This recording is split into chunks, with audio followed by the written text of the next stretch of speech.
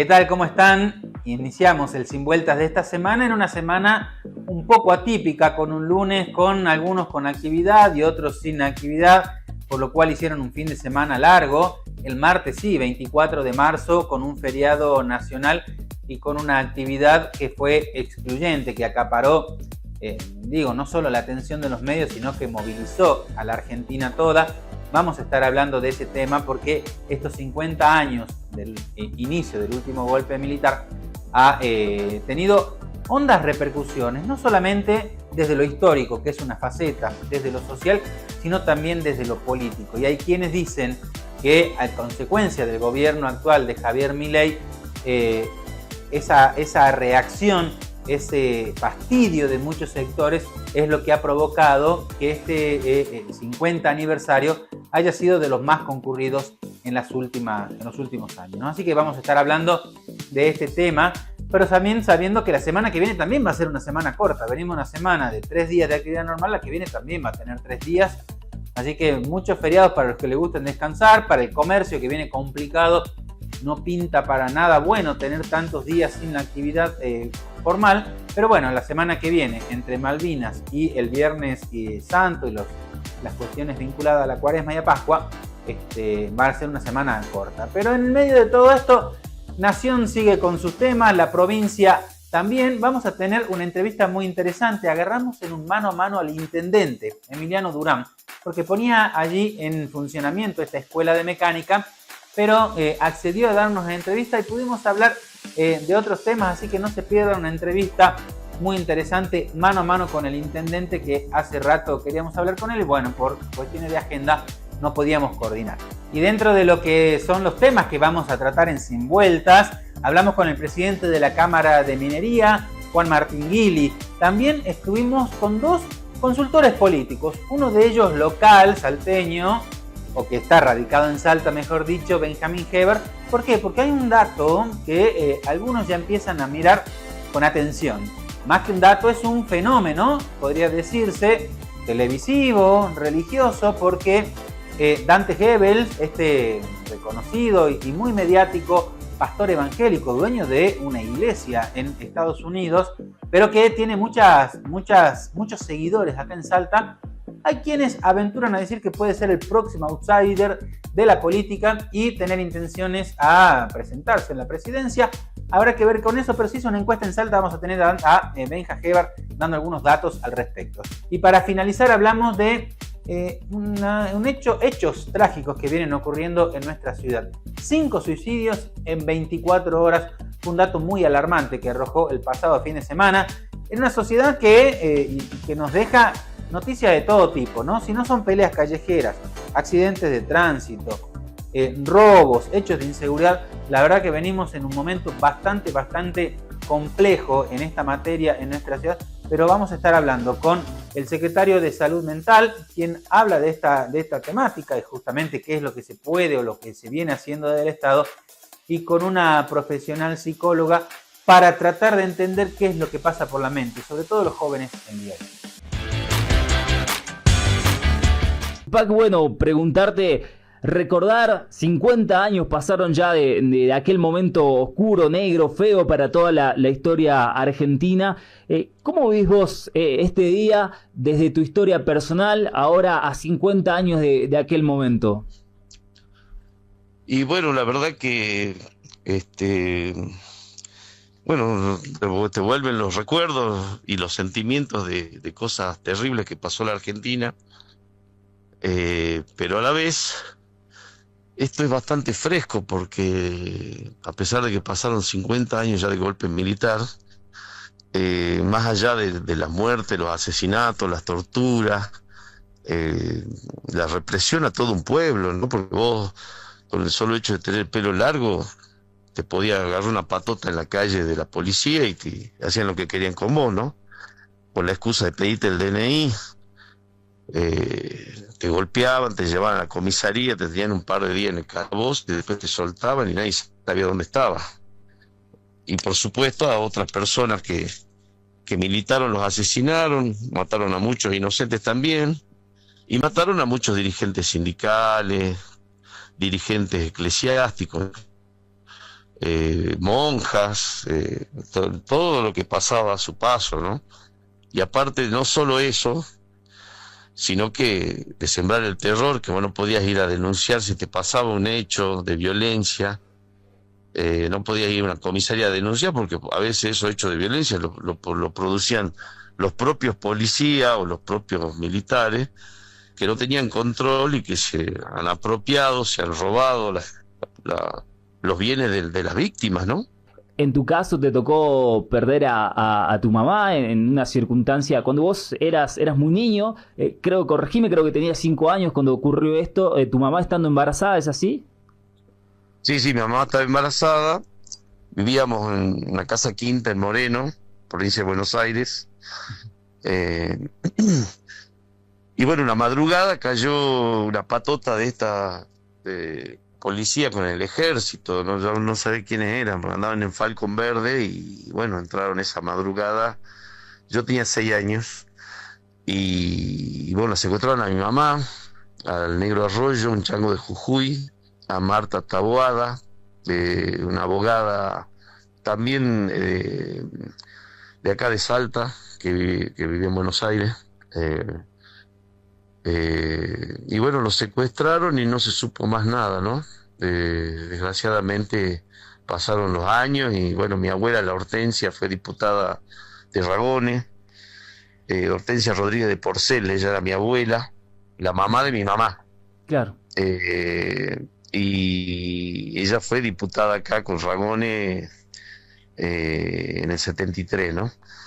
Y bueno, ella fue una de las primeras madres de Plaza de Mayo, cuando empezó, que iban a un lugar, iban a otro, y no se sabía dónde estaban los desaparecidos. Bueno, faltan todavía, ayer lo dijo claramente Estela Carlotto, faltan todavía 300 niños apropiados por la dictadura militar, ¿no? Hoy que está tan vigente el discurso del presidente Milei, del negacionismo, que dicen que fue una guerra. Es una farsa, una mentira. Salió el fiscal que estuvo de fiscal, escuché justamente sus declaraciones y bueno, es lo que probó la justicia en los papeles, no en Twitter. Torturaron, secuestraron, amenazaron, violaron, mataron a mujeres embarazadas, las tiraron vivas de los aviones, como confesó Silingo, quien era el piloto que manejaba y que la conciencia no lo dejaba vivir en paz de haber visto a esos jóvenes. Mi mamá tenía 23 años, tuvo a su bebé y la asesinaron. Y nosotros, sería muy lindo en algún momento poder encontrar a nuestro hermano, ¿no? Vamos a seguir hablando de este tema porque este año tomó una especial relevancia este 24 de marzo y bueno, uno de los principales referentes, conocidos, es más, por su propia historia familiar, digamos, ha sido siempre un referente de esta temática en Salta, Fernando Pequeño Ragones. Lo vimos incluso ahí marchando el día martes y decíamos, ¿no? ¿Por qué estos 50 años, más allá de una fecha que es emblemática por sí mismo, tuvo, considerás vos, tanto acompañamiento popular? Me parece, Federico, que tiene que ver con una pugna entre un peronismo nacional que está intentando rearticularse con el gobierno nacional de Javier Milei. La marcha de la memoria del 24 pasado ha sido justamente para condenar el golpe de Estado y Javier Milei no solamente lo niega, sino que además lo reivindica. Entonces, bueno, es una coyuntura política nacional muy fuerte y por eso creo que el contexto en toda Argentina no fue solamente la marcha en Salta, que fue inmensa, en todas partes se vivió esa misma sensación, ¿no? Sí, sí, y uno podía apreciar, bueno, era feriado, aquellos que no concurrimos a la marcha, bueno, yo estaba viendo permanentemente lo que pasaba en los distintos canales de televisión y según qué canal era el que uno sintonizaba y que sabe con quién concuerda o no ideológicamente, podía tomar distintas posturas, ¿no? Incluso el gobierno nacional dio a conocer un documental bastante largo, por cierto, más de 1 hora, con otra versión, diciendo hay víctimas que no la pasaron bien, por más que se hayan sido recuperadas, diciendo que hay gente que se quiso callar, un documental polémico. Por cierto, el año pasado también había presentado. Muy polémico, pero mira, todas esas polémicas se agotan cuando vas a las fuentes de la justicia, porque de verdad los seres humanos tenemos la justicia para dirimir este tipo de causas. Entonces, cuando vos contrastás ese discurso nacional de ese video con las causas de la justicia de los últimos 20 años, se cae todo a pedazos, ¿no? Bueno, y con respecto a lo que fue un poco la historia, ¿no? Te invito a recuperar o trasladarnos un poquito, ¿no? Hablamos del 24 de marzo del 76, pero poquitos días antes, ¿no? Y esto me daba cuenta yo antes de hablar con vos, días antes había sido lo de Miguel Ragone. Efectivamente, por eso en Salta, digamos... es especial, ¿no? Es especial porque se junta el 11 de marzo con el 24 de marzo y las organizaciones de derechos humanos... 2 semanas antes, fueron 2 semanas antes. Hemos empezado a hablar hace tiempo ya del marzo de la memoria, porque tiene que ver con una imbricación de todas estas memorias, la de Miguel Ragone el 11, que no es solamente Miguel Ragone, es todo un movimiento ragonista que llega al gobierno en el 73 y termina justamente con la muerte de mi abuelo el mismo día que ganan el gobierno. O sea, Miguel Ragone gana el gobierno el 11 de marzo de 1973 y lo matan el 11 de marzo de 1976. Es todo no fue casual, claro, digamos, ese día. En el medio, la provincia había sido intervenida, digamos. Un año antes que lo maten ya había sido intervenida la provincia, un poquito días después que vino Isabel Martínez de Perón al Congreso Eucarístico de un Congreso Nacional, sí, con una iglesia muy pujante, digamos, muy a la derecha también, como es habitualmente la iglesia en Salta. Y bueno, es interesante recuperar las fotos de ese Congreso Eucarístico porque vino la presidenta y miraban cada uno para un lado en las fotos, ¿no? Fue como el comienzo, digamos, de lo que iba a pasar en la intervención días después. Y están las fotos también con López Rega, que era ministro de Economía. Así que bueno, fueron tiempos intensos, tiempos muy violentos y que dejaron huellas muy profundas, ¿no? Sí, como vos decías, ¿no? Había sido gobernador constitucional electo, desaparecido. Creo que el mensaje que trasciende, sea lo que sea, del lugar del espectro político que uno se encuentre, es, por un lado, el mensaje de la memoria y por el otro lado, el mensaje de que no se vuelva a repetir. Eso creo que está instalado en todo el arco político, con todas las ideologías, es que nadie pretende o quiere que un país sea dirigido por personas que no están preparadas para eso, como militares, donde hubieron un montón de excesos, pero es difícil hoy pensar una Argentina viviendo algo similar, ¿no? Efectivamente, y creo que eso quedó muy claro en las marchas del 24. Creo que la sociedad no está dispuesta a un régimen autoritario más, que está abriendo los ojos a un montón de cosas. Lo que a mí me preocupa es los discursos para adelante, porque los jóvenes están despolitizados de vuelta. Y muchos no tienen ni idea de lo que pasó. Entonces habrá que ver si cualquier sector oposición a esto, o sea, yo creo que va a ser el peronismo, pero cualquiera que sea, si puede convocar a esos jóvenes que van a ser los ciudadanos dentro de 10 o 15 años. Hoy por hoy no veo ningún emergente que pueda convocar. Que les hable a ellos, ¿no? Que les hable a ellos. Seguimos hablando de estos 50 años que se cumplieron el pasado martes y que tuvieron muchísimo acompañamiento popular. Algunos dicen que ha sido de las más convocantes, por lo menos de los últimos años. Ella es Blanca Lescano, es familiar de desaparecidos y también una de las referentes en todos estos años de lo que han sido estas marchas. ¿Está bien solamente tomar la fecha del 24 de marzo para hablar de esto? ¿O es algo que debiera tener un poco más de agenda? Claro, yo creo que precisamente a mí me tocó como generación 2 golpes de Estado seguidos. O sea, en el medio de esos golpes de Estado de Onganía en Lanuse, que terminan en el Cordobazo, el Tucumanazo, etcétera, yo era estudiante en esa época, viene la salida democrática de Cámpora en el 73. Sí. Pero esa salida democrática en el 74, así como interviene en Salta, intervienen a otras provincias como subversivas. Y también se interviene en la Universidad de Salta, yo estudiaba antropología en esa época. Y así fue que también el que fue rector de la universidad se tuvo que ir al exilio y murió en el exilio, porque ahí el término era subversivo, como hoy es el término es terrorista, o sea, Sí. cualquiera que se oponga o que presente una postura diferente era subversivo. En ese contexto es que el López Rega toma, él era el ministro de Bienestar Social de bienestar. Sí, Elizalde. recién dije de economía, era de bienestar. Exactamente. Entonces, así como interviene en provincia, interviene en universidades, interviene en partidos políticos y también se mata mucha gente, porque acá hubo gente dinamitada en Salta.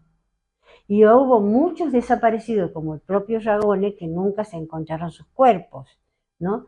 Ahí en el cementerio, a pesar de mucho esfuerzo, claro, en el mucha cementerio de búsqueda, la Santa testimonios. Cruz de Salta, en la parte de atrás hay una zona reservada por los juzgados federales para posibles enterratorios. Ya se ha trabajado en una zona, hay un cartel muy Sí, grande. recuerdo que se hicieron excavaciones. Claro, y siguen, o sea, cada tanto la causa esa queda abierta y está una parte reservada por el Eso juzgado quería federal. preguntarle, porque si bien fue una bandera que durante toda la etapa del kirchnerismo, algunos dicen que con fines políticos, ideológicos, por lo que sea, desde Néstor y Cristina, hicieron mucho, trabajaron mucho en materia de derechos humanos, muy cerca de lo que eran abuelas o madres de Plaza de Mayo. Pero ¿crees que todo lo que se hizo en ese momento, se reactivaron muchos juicios y demás, eso Bueno, yo lo que, zanjó la historia ya? no, yo En algún momento podrá quiero decir, ir bueno, un poquito antes, porque acá lo único que hace el gobierno de Kirchner y Cristina es reconocer la lucha de las organizaciones de derechos humanos que son previas incluso a la democracia. Porque acuérdense ustedes que las organizaciones y familiares desaparecidos, yo tengo mi padre desaparecido.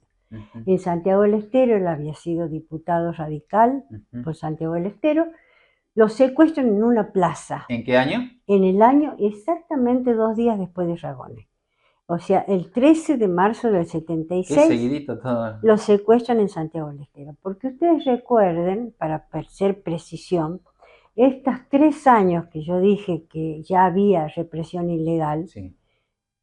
se legaliza con un decreto del poder de la Cámara de Senadores que lo firma Luder, que era senador nacional, porque Isabel Perón estaba de licencia por enfermedad, asume Luder como senador la presidencia, y entonces ahí se firma un decreto que se dice exterminar la subversión. Y ahí empieza ya en todas las provincias. Un término polémico porque decía, bueno, exterminar, ¿qué significa? Exterminar. ¿Qué pasa? Eso ocurre previo al golpe de Estado. En tercer lugar, todavía hay restos humanos. Eso está en una causa, por cual nosotros, para recuperar los restos de mi papá, tuvimos que esperar que la causa nos autorice a retirar los restos, que se llama Operativo Independencia, que aún es una causa abierta, porque hay restos humanos que están clasificados pero no están identificados. Por eso siempre decimos que la consigna de este año es decir a dónde están los desaparecidos y que la gente siga dando muestras de sangre para identificar restos que se están encontrando. Por ejemplo, en La Perla también se están encontrando restos en este momento. Uno de los temas también que se instaló este año es que abuelas y madres crean que quedan de las originarias muy pocas vivas. De abuelas creo que son 2 y madres 3 o entonces, al revés. Los reclamos antes del gobierno de los Kirchner, los reclamos vienen incluso en la última etapa ya del gobierno militar. La gente salía a la calle. Yo me acuerdo que marchaba acá en Salta, marchábamos los familiares de desaparecidos pidiendo a dónde están los desaparecidos. Somos los que salimos a la calle siempre, con poca o mucha gente. Y manteniendo, digamos, una flecha como claro, por eso, y poniendo el tema por lo menos en agenda una vez al año. Claro, y también queremos eso, que la gente no solamente repudie lo que fue el golpe de Estado, porque cualquier situación de negacionismo o negar de lo que pasó, basta con los hechos históricos. Basta con los hechos históricos tomar exactamente las fechas y las cosas que pasaron para que no pueda negarse un hecho que ya está. En el principio, todo es quietud. El agua reposa. Los caminos esperan. Los que llegan son recibidos. Los que buscan, encuentran.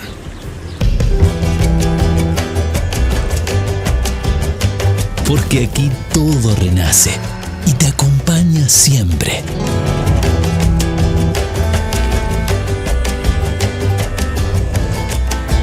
Vení a vivir tu Semana Salta, tan linda que enamora. ¿Me crees si te digo que vuelve la legendaria salsa CBO? Acompañada de un pollo muy crujiente, cebolla crispy y una combinación de ingredientes increíbles. Proba el nuevo McCrispy Chicken Legend, la vuelta de una leyenda. Solo en McDonald's.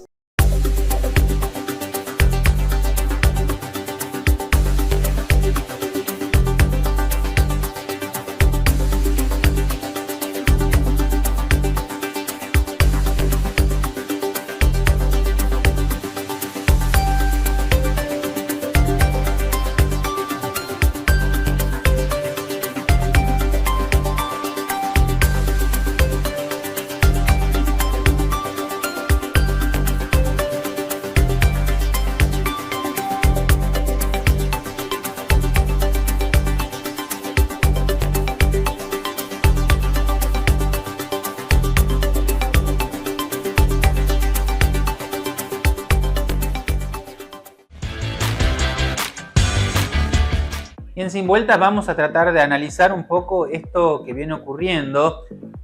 Sobre todo se da en los fines de semana, pero no sí o sí tiene que ocurrir eso, que puede pasar en cualquier momento, porque bueno, la mente humana es compleja, ¿no? Quizás producto de la desesperanza, de falta de oportunidades, de una situación económica compleja y que trasciende y se va hacia lo afectivo, hacia lo emocional. Lo cierto es que un dato había salido en los últimos días de 5 suicidios ocurridos en 24 horas. Así que hablamos con el secretario de Salud Mental para tratar de conocer qué es lo que puede estar ocurriendo respecto a este fenómeno y desde el Estado, de qué manera se trata de abordar. Se trata de un problema que no está focalizado en una sola franja etaria. En ese sentido hay una distinción, que han habido casos de suicidios a edades tempranas en la adolescencia, pero también en personas adultas e incluso en adultos mayores el año anterior. Entonces no está circunscrito a un solo grupo de edades, ni tampoco está circunscrito a un solo grupo, digamos, socioeconómico, sino que se ha dado en distintos estratos de nivel socioeconómico. A nivel provincial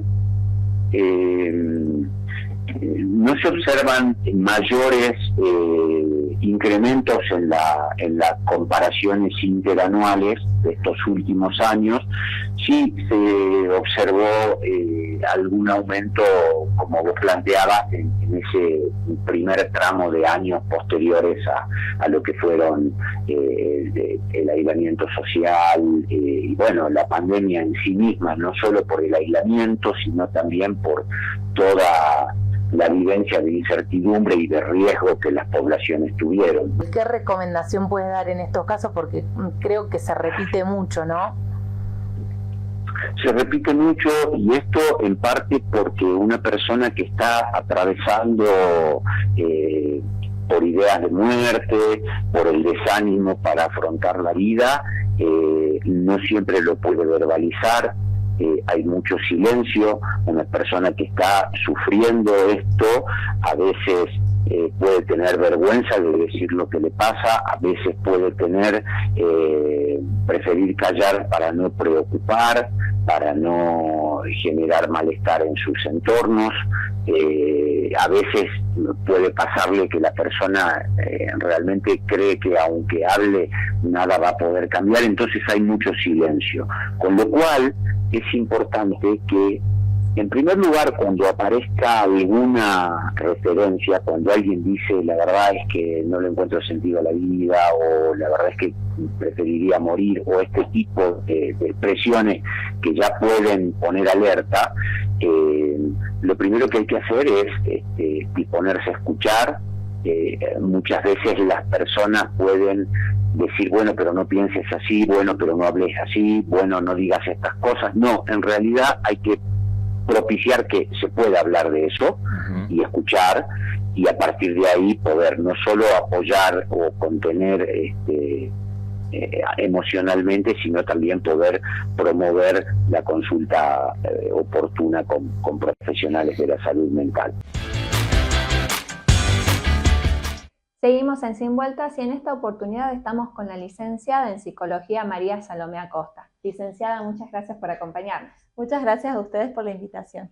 Bueno, y vamos a tratar una problemática que preocupa mucho a los salteños, sobre todo por la cantidad de casos que se presentaron en este último tiempo, hasta 5 casos en tan solo 24 horas, ¿no? Que es el suicidio. ¿Qué nos puede comentar sobre esto, licenciada? ¿Cómo analiza usted esta situación? Se trata de una problemática muy compleja que nos está atravesando tanto a nivel nacional, provincial y mundial. La salud mental está atravesando un momento crítico y aparecen estos casos, ¿no?, de los que lamentablemente tomamos conocimiento y nos preocupa y sobre todo nos ocupa. Así que la idea es poder transmitir el mensaje sobre qué hacer y cómo actuar para no quedarnos impotentes sin hacer nada. Claro, y usted, como dice, hay que ocuparse, ¿no? ¿Y cuáles son los signos que se pueden notar para identificar este tipo de casos? Se trata de una problemática multicausal, ¿sí? Hablamos de muchos factores, por lo tanto el análisis también es complejo, pero hay algunas pautas que nos pueden llamar la atención. Por ejemplo, si hay un cambio en la conducta de una persona que notamos que modifica sus hábitos de higiene, de sueño, de alimentación. También si hay aislamiento, de repente no nos contesta los mensajes, de repente no se suma a las puntadas, ¿sí? Entonces ahí tenemos que acercarnos y hablar y preguntar con confianza, porque esto abre la puerta para buscar una solución. ¿Y podríamos decir que existe un miedo de hablarlo? Sí, seguramente. No es nada fácil, sobre todo para los familiares, para los amigos, porque es un tema que nos preocupa, ¿no? Y que no sabemos cómo actuar. Por eso podemos pedir ayuda a profesionales. Sé que no es fácil a veces conseguir un turno, pero acompañar ese proceso de buscarlo es importante para que la persona no quede sola, ¿sí? Entre los dos busquemos un psicólogo, un psiquiatra, busquemos un turno. ¿Y qué papel juegan también las redes sociales en este tipo de casos? Hay mucha la información que está circulando por redes sociales y muchas veces es información que no es de buena calidad, ¿sí? Muchas veces hay información que puede ser perjudicial, no hay un filtro de esa información y puede llegar a confundir a los y las adolescentes. Entonces es importante acompañar ese navegar por las redes sociales, sobre todo a los más pequeños, acompañarlos y poder identificar la información, y también del lado de los medios la responsabilidad de comunicar con información correcta, con los lugares a donde recurrir y sobre todo con los datos que son necesarios para concientizar sobre esta temática y nada más. Actualmente estamos muy preocupados por los y las adolescentes, que son un grupo de riesgo, tanto por sus características evolutivas como también por el momento que estamos atravesando, por las redes sociales y por esta tendencia de los adolescentes a encerrarse y no buscar ayuda en los adultos, ¿no? Que tiene que ver con su etapa evolutiva, pero es un grupo de riesgo en el que estamos poniendo foco y sobre todo en el que hay que trabajar la prevención. ¿Y cuáles son los errores más comunes que se pueden identificar cuando alguien intenta ayudar? Una de las principales cosas es esto que hablábamos de no hablar, ¿no? De minimizar, decir, bueno, ponele ganas y ya está. Por no ahí, pasa nada también. Exacto, no pasa nada, ¿no? ¿Cómo vas a estar así si no tenés motivos, no? Claro. Muchas veces estos comentarios anulan a los sentimientos de la persona que lo está viviendo. Entonces la idea es invitar, escuchar, tolerar, ¿no? A ver, contame qué te está pasando. Incluso a veces podemos decir, mira, no sé qué hacer con esto, no sé cómo ayudarte, pero te escucho. Y para aquellas personas que están atravesando este momento, ¿qué les diría? Yo les diría que no están solos, que consulten, que todo tiene solución, que se los va a escuchar, se los va a apoyar, que si por ahí no consiguieron todavía el espacio ni la persona, traten de identificarlo, pidan ayuda, todo se puede abordar juntos y estamos disponibles para apoyar. No dejen de intentarlo y de buscar esa ayuda. Gracias, licenciada. Muchas gracias a ustedes.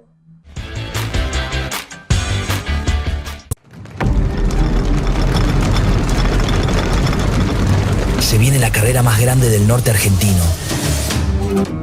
Llega la maratón New Balance en Salta. Más de 4.000 corredores de todo el país. La ciudad vibrando al ritmo de cada paso. ¿Estás listo para vivir esta experiencia? ¿Ya tenés tu skin listo? Este 29 de marzo, súmate a disfrutar una de las competencias más importantes del país. Descubrí los puntos de aliento en el Instagram de Agencia Salta Deportes. Municipalidad de Salta. Ahora con Edesa podés realizar tus trámites y consultas de manera más rápida y sencilla. Ingresá a la oficina virtual edesa.com.ar o descarga la app en tu celular. Comunicate por WhatsApp al 387-549-2222 o envía un mail a trámitescomerciales@edesa.com.ar. Adherite a la factura digital y colabora con el cuidado del ambiente.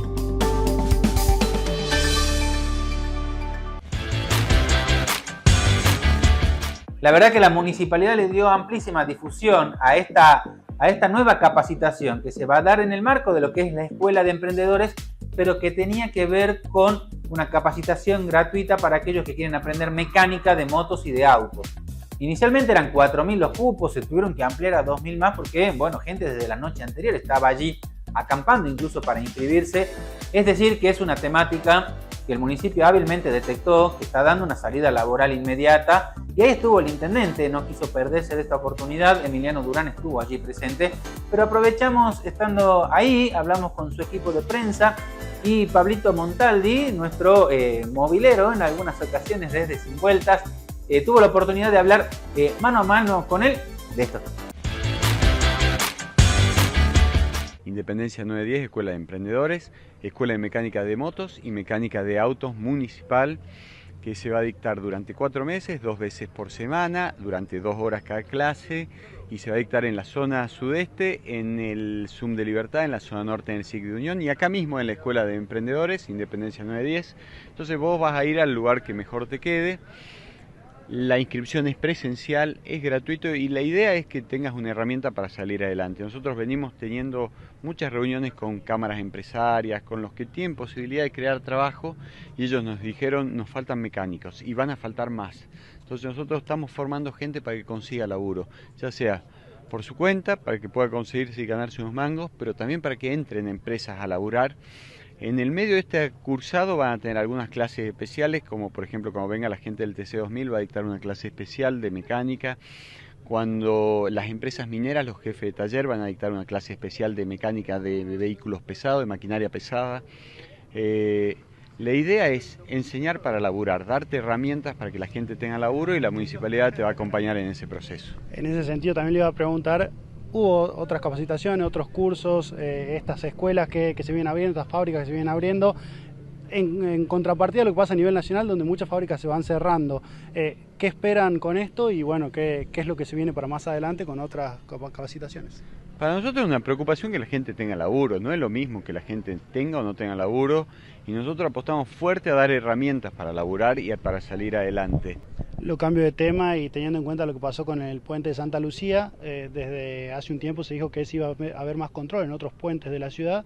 ¿Cómo va ese tema después de todo lo que se generó? Se encargó inmediatamente un relevamiento de todos los puentes de la ciudad. Nosotros estamos esperando el informe técnico, pero los otros puentes tienen otro sistema de construcción, entonces del informe verbal preliminar que nos dio el ingeniero, estarían en otras condiciones.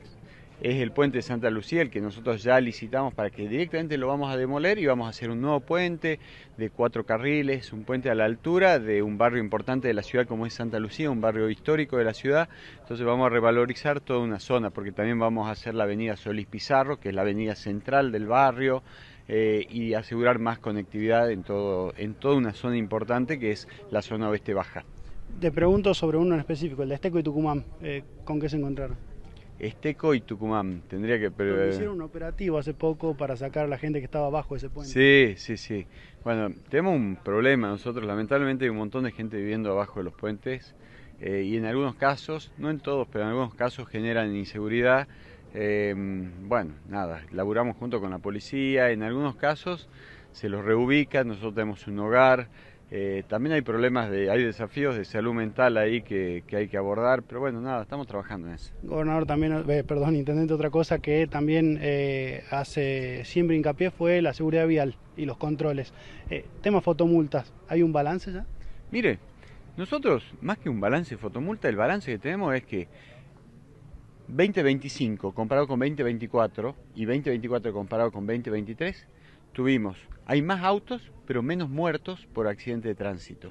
Entonces el balance es, si nosotros vamos en una tendencia donde menos gente muere en accidentes de tránsito, estamos haciendo bien las cosas. Nosotros tenemos dos desafíos importantísimos en el tránsito.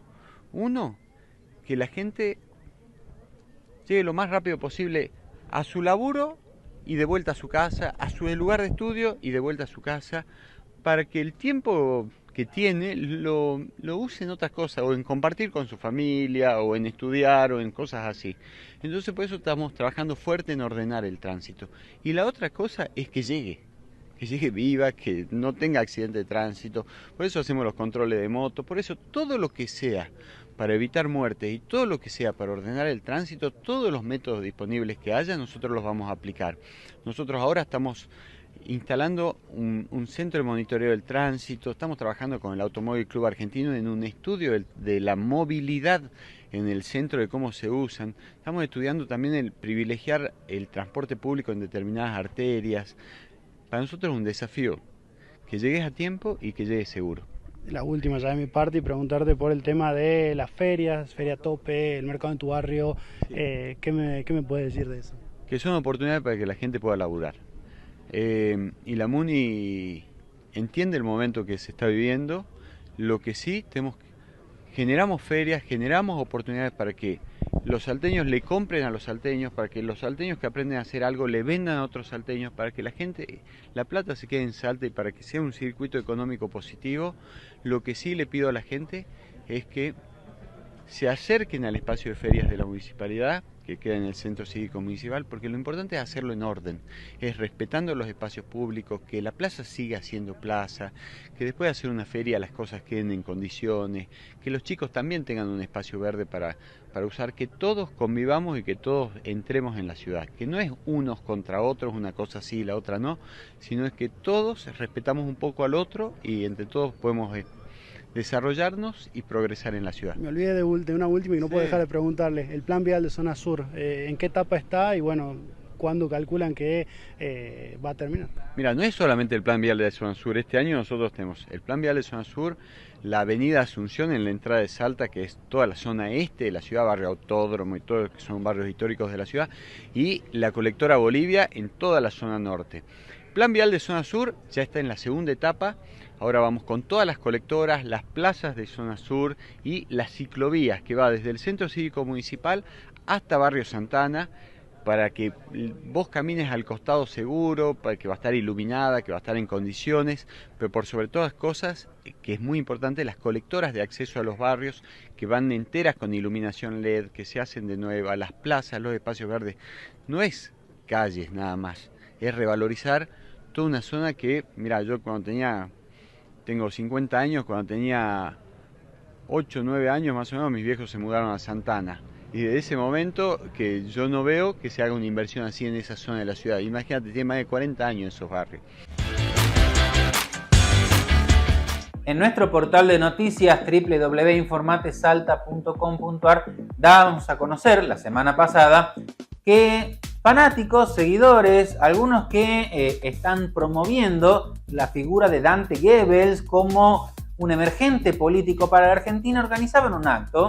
No era aquí en Salta, incluso no estaba la presencia de él, sino iba a simplemente pasarse un video, un mensaje de Dante Goebbels, que recordemos, lleva adelante o encabeza toda una organización, una iglesia evangélica en Estados Unidos, pero que tiene mucha penetración mediática, sobre todo con un mensaje distinto, renovado de lo que tiene que ver con los evangelios, con la iglesia evangelista de la cual forma parte y que le llega muy bien a muchos sectores de la sociedad. Este tema, el consultor, el encuestador salteño Benjamín Hebar, hizo un relevamiento y se sorprendió por los datos que obtuvo, ¿no? Un altísimo nivel de conocimiento y una imagen positiva de unas figuras de a quienes algunos consideran pueden ser el próximo outsider de la política nacional. Bueno, en primer lugar, me sorprendió el nivel de conocimiento, la identificación que había sobre él. Está muy vinculado a un consumo que tiene que ver con su actividad propia, no tanto la de este showman y con su espectáculo de presidente, sino con su perfil de líder evangélico. Y después, bueno, no me sorprende tanto la predisposición que puede tener la sociedad a votar cuando uno empieza a mirar para atrás que nos llevó a Milei presidente. Nosotros no spoileamos, no dimos datos de la encuesta. ¿Nos contás un poco? Bueno, en términos de conocimiento, debe estar cerca de 60 puntos de conocimiento. Hay un 35, 36 puntos que dice no conocerlo, no saber quién es. Dentro de eso su imagen es positiva, 40 puntos de imagen positiva y 25 de imagen negativa. Y luego le preguntamos qué pensaba de una eventual candidatura de Evo a presidente. Ahí un 17,9 dijo que le gustaría, un 48,9 que no sabía o que no, en realidad nunca se lo había planteado, que esto es lo que más ocurre, lo que está más, digo, por ahí nosotros que estamos más metidos, más informados en este tipo de cosas, consumimos esta iniciativa. Hay un 20 que no le gustaría y un 13 que no sabe. Es imposible hacer este análisis sin cruzarlo con cuál es la conformación de creencias religiosas que tiene Argentina hoy. Había un estudio muy interesante que hacía el CONICET cada 5 o 6 años que explicaba cómo se iban moviendo las creencias. Lastimosamente eso se discontinuó, pero hoy Salta es una provincia donde el evangelismo creció mucho, como también otras religiones, como los mormones. Por ahí, cuando nosotros analizamos, tenemos como más presente el peso de la Iglesia Católica, con estas fechas tan importantes como la del Señor y la Virgen del Milagro. Sin embargo, hay otras religiones que han ido ganando de alguna manera terreno, y en eso obviamente hay referentes que a veces uno no conoce o no tiene tan en cuenta, pero son muy importantes. Claro. Te pregunto, esto obviamente ya va a ser tal vez para más adelante, una encuesta más en profundidad, pero pareciera que luego de lo que sucedió con Javier Milei, no solamente llegando a la diputación, sino llegando a la presidencia, el mote de outsider ya queda viejo, o por lo menos ya no es peyorativo, digo, cuando se habla de algún candidato. Sí, totalmente.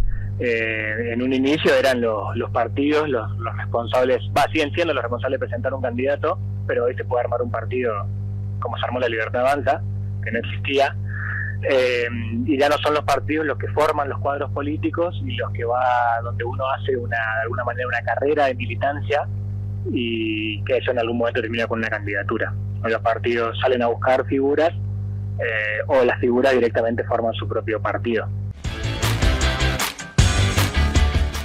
Continuamos en Sin Vueltas con nuestro clásico bloque acerca de minería, y en este caso tenemos un invitado por partida doble. Estamos con quien preside la Cámara de Minería desde agosto del año pasado y quien a su vez es referente de Relaciones Institucionales y Comunitarias de Ganfeng Lithium, una de las empresas más importantes que tenemos radicadas y en operación aquí en la provincia. Le damos la bienvenida a Juan Martín Gili, agradeciéndole por supuesto tu tiempo con nosotros. Juan, Analia, gracias por la invitación. Por favor, vamos a dividir esta entrevista, si se quiere, en dos ejes, pensando justamente en tu doble función, en tu doble rol, y vamos a arrancar con lo que respecta a la Cámara de Minería, porque sabemos que la minería es una actividad completamente dinámica que permanentemente obliga a analizar el contexto, los desafíos, las fortalezas, así que nos interesa conocer tu opinión o tu análisis sobre el contexto actual de la minería en Salta. Bueno, sí, como vos decís, la minería es una actividad que es bastante fluctuante, ¿no? y dependiente de muchos factores para que se dé. Nosotros vimos hace un par de años cómo 2021, 2022, 2023, como la actividad estaba en un nivel alto por la construcción de 3 proyectos grandes de litio principalmente, el de Ganfeng, el de POSCO y el de la Mine. Y es una vez que esa actividad terminó, obviamente porque es un ciclo propio se construyó, ahora empieza la operación, cosa que es muy bueno, mermó un poco la actividad y eso junto a la baja de los precios internacionales de litio generó una merma en la actividad. Creo que hoy, 2026, ya después de un 2024 y un 2025 de actividad más pausada, creo que estamos viendo de a poco un incremento de la actividad, ¿no? Con ya un proyecto grande en construcción como es Rincón, y las perspectivas de que entren otros proyectos en esa línea, el de Ganfeng, el de PPG. También estamos muy optimistas con la situación de Abra Silver, que es un proyecto de plata muy interesante, con lo cual entendemos que esa situación y acompañada con una recuperación de los precios del litio, bueno, generan cierto optimismo, sumado a que el oro está en máximo histórico, la plata también. Así que, bueno, somos optimistas. De a poco, moderadamente, moderadamente viene creciendo la actividad, pero creemos que en el corto o mediano plazo ya se va a profundizar esto. Teniendo en cuenta todo este análisis, este diagnóstico, más allá de que vos venís de una empresa enfocada propiamente en el litio, la Cámara nuclea a distintas empresas que están en distintas etapas, que se dedican a distintos minerales. ¿Cómo se marca de pronto una agenda prioritaria teniendo en cuenta todas estas particularidades? Bueno, está muy buena la pregunta porque es verdad, la Cámara tiene empresas que están en producción, que están en construcción, que están en exploración, otras que son grandes, chicas, de todos los minerales. Salta tiene eso, tiene todos los minerales con posibilidad de desarrollo y tenemos que atender todo. Hablamos de los proyectos en construcción, pero la realidad es que si no hay exploración, esos proyectos nunca van a llegar a construcción. Entonces, y cada 100 proyectos llega uno a construcción, con lo cual imagínate lo que hay que explorar para poder lograr un efecto como el que vimos estos años. En esa línea estamos trabajando junto al secretario Gustavo Carrizo, y junto a autoridades de las provincias en un proyecto, ¿no? de simplificación de los permisos de exploración y de prospección. Hoy por hoy se solicita para la evaluación de las actividades mucha información que quizás ya está en conocimiento en otros expedientes por parte de la Secretaría. Entonces la idea es simplificar esos procesos, que sean mucho más rápidos, porque el inversor cuando está viendo a dónde ir ve los montos de las tasas que hay que pagar y el tiempo de aprobación. Entonces, por suerte, tenemos el apoyo de la Secretaría para trabajar en eso y esperamos que eso dé un puntapié, no un puntapié, ya hay empresas explorando, pero que vuelvan como habían estado acá hace un par de años. Mencionaste al Estado, también dentro del mapa de actores tenemos a las comunidades, a las empresas. ¿Crees que hay una visión común respecto a cuál es la hoja de ruta de trabajo o cuál es el vínculo, la relación que hay entre estas 3 patas fundamentales? Sí, totalmente. Me parece que las 3 patas estamos en la misma línea, y junto también a los proveedores, que muchas veces son también de las comunidades, en el sentido de que la minería tiene que ser responsable, sustentable y tiene que escuchar lo que dicen las comunidades. Las comunidades suelen solicitar que se las incluya dentro de sus planes de desarrollo, que se les dé la oportunidad de generar sus empresas, sus emprendimientos, de sofisticarse, de capacitarse y trabajar para las mineras. Y también que los permisos se otorguen de forma responsable, con verificaciones de los monitoreos, del cumplimiento de la normativa ambiental. Entonces, lo que nos exigimos es, el Estado nos exige a nosotros el cumplimiento de la normativa ambiental y las comunidades también al mismo tiempo solicitan que el Estado controle, ¿no? En esa línea creo que venimos bien. El cumplimiento de las exigencias legislativas, ¿no? ambientales de Salta se viene haciendo un gran trabajo. Las empresas tienen monitoreo cada 6 meses donde participan una vez por año las comunidades, con lo cual me parece que tenemos que seguir en esa línea y siempre comunicando, informando, ¿no? Las empresas tenemos el deber de comunicar, de información permanente a las comunidades, no solo para la consulta libre, previa e informada que se hace antes de los proyectos, sino a medida que va progresando para avisar, para comunicar qué fue lo que se hizo, con detalle y cuáles son los siguientes pasos. Doy vuelta a la página como para que nos enfoquemos propiamente en Ganfeng Lithium. Decíamos, una de las empresas más importantes que tenemos radicada y operando, y tiene a su vez dos grandes proyectos insignia. Por un lado Mariana y por otro lado PPG. Empiezo por Pozuelos Pastos Grandes porque fue noticia hace un par de semanas a partir de su presentación para adherir al RIGI. ¿Cómo fue ese proceso de postulación y qué expectativas tienen en cuanto a plazos y demás? Bueno, sí, por suerte lo pudimos presentar el 27 de febrero. Presentamos junto a nuestros socios de Lithium Argentina, porque este proyecto va a estar integrado, no va a ser solo de Ganfeng, sino que ya tenemos un socio que es Lithium Argentina, donde nuestro socio, que es también otro socio en Minera Axar, en Jujuy, en un proyecto muy exitoso. El proceso, bueno, de preparación es bastante intenso porque hay mucha documentación que presentar. La información técnica del proyecto es muy exhaustiva y también la financiera, ¿no? Uno tiene que cumplir con todos los requerimientos de la legislación del RIGI. Pero bueno, pudimos presentarlo, tenemos buenas devoluciones en principio de la autoridad de aplicación en esa materia. Es un proyecto que va a ser por más de 3.100 millones de dólares en 3 etapas. Nosotros ya contamos con la declaración de impacto ambiental de la primera parte, la etapa 1.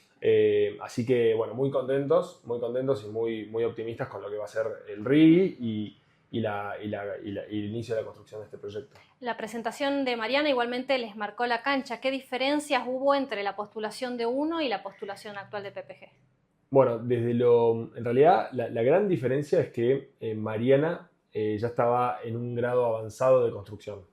Si bien nosotros entendemos que la ley del RIGI no hace diferencias en cuanto al avance de la construcción, el espíritu con el que la Autoridad Nacional interpreta la norma es para atraer nuevas inversiones, y ellos entendían que Mariana ya estaba casi cerca de la conclusión, cosa que PPG no, al contrario, PPG todavía no empezó, con lo cual esa es una diferencia sustancial para la viabilidad de uno y de otro en relación al RIGI. ¿Y qué particularidades tiene PPG como proyecto de litio comparado no solamente con Mariana, sino con los otros que tenemos en la región? Bueno, va a ser un proyecto que una vez que se complete la fase 3 de construcción, va a producir más de 150.000 toneladas de carbonato. Va a ser el más grande de Argentina y el segundo más grande del mundo. Es una cuenca que está unificada, o sea, en realidad son dos salares, Pozuelos Pastos Grandes, pero hay una identidad hidrogeológica. Y Ganfeng es la única empresa en ese salar, con lo cual Ganfeng y LAR, perdón, es decir, porque ya estamos haciendo un proceso de fusión interna, con lo cual ya somos casi lo mismo. Es la única empresa va a ser la única empresa en ese salar, con lo cual, bueno, las posibilidades son geniales, y entendemos que va a ser un proyecto que va a marcar mucho la línea y va a estar en construcción durante 10 años. Porque cuando terminemos la construcción de la fase 1 va a empezar la producción, y al mismo tiempo va a empezar la construcción de la fase 2, y así va a ser. Así que nos va a demandar mucho trabajo y va a generar un montón de movimientos, de oportunidades en Salta. Así que, bueno, muy contentos. Bueno, PPG avanza a paso firme, pero Mariana también ocupa los titulares. Sabemos que vienen de lograr su primera exportación. Sí. Comentame un poquitito lo que significó para la empresa este hito y cuáles son los próximos pasos respecto al proyecto Mariana. Bueno, la verdad que fue un hito tremendo. Para nosotros es un orgullo haber trabajado tanto tiempo, porque realmente es mucho trabajo, que nos encanta obviamente, pero mucho esfuerzo de mucha gente y de muchos rubros, incluso trabajando con el gobierno, con la Secretaría de Minería, con la Secretaría de Recursos Hídricos, con la Secretaría de Ambiente, con el ente de Parques Industriales bueno, en donde estamos emplazados en Güemes, donde terminamos de completar el proceso de producción. Entonces, gran hito que nos da más fuerza, ¿no? para arrancar PPG ya con un proyecto terminado y en producción. Y bueno, seguir mejorando. Obviamente ahora empieza un proceso de ramp-up, se llama usualmente estos procesos de afinamiento de la producción para lograr la capacidad máxima. Y también pensando en una expansión, que ya también algo se supo. Estamos pensando en una planta piloto y después en una expansión mayor para Mariana, con lo cual, junto a PPG sumamos otro proyecto, pero la verdad que son grandes noticias porque, bueno, primero nos encanta lo que hacemos, y segundo porque ratifica un poco el compromiso de Ganfeng en Salta. Así que, bueno, seguimos apostando a eso y a seguir trabajando para para generar trabajo, oportunidades, divisas y genuinas, producción genuina para la provincia de Salta, ¿no?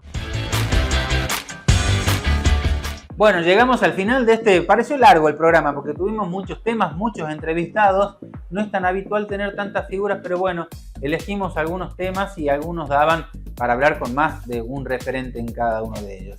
Les deseamos, bueno, buen fin de semana y atento, la semana que viene también es cortita, vamos a salir en nuestro horario habitual, jueves de 21 a 22 aquí por Somos Salta, en un día donde va a ser feriado nacional, recordemos 2 de abril, feriado para todos, y luego se acopla con lo que tiene que ver con la Pascua, así que días complicados para algunos, días de recreación, turismo, paseo para otros, días religiosos para aquellos que lo toman mayormente hacia ese lado. Los esperamos como siempre aquí de 21 a 22, como decía, reviviendo lo más importante de nuestro programa en nuestro portal informativo www.informatesalta.com.ar y no se olviden 94.7 Radio Loop con toda la información y aquellos fanáticos al deporte se transmiten todos los partidos de Juventud, Central, Gimnasia y Tiro, los puede escuchar en vivo ahí en Loop 94.7. Los esperamos la próxima semana.